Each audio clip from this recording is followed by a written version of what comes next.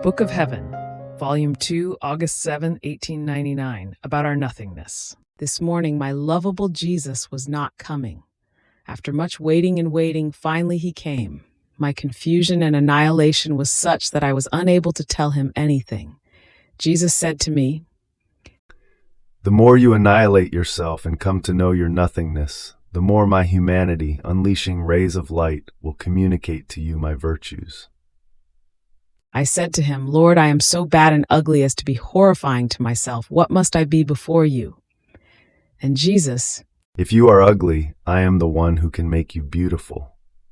and in the act of saying this, he sent a light from himself to my soul, and it seemed that he would communicate his beauty to it.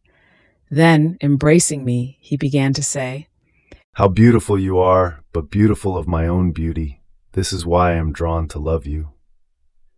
Who can say how confounded I remained more than ever? But may everything be for his glory.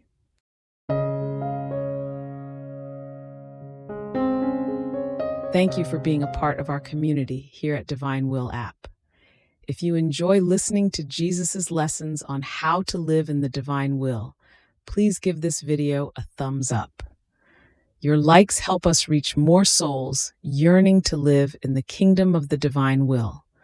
We'd love to hear your thoughts and reflections, so drop a comment below.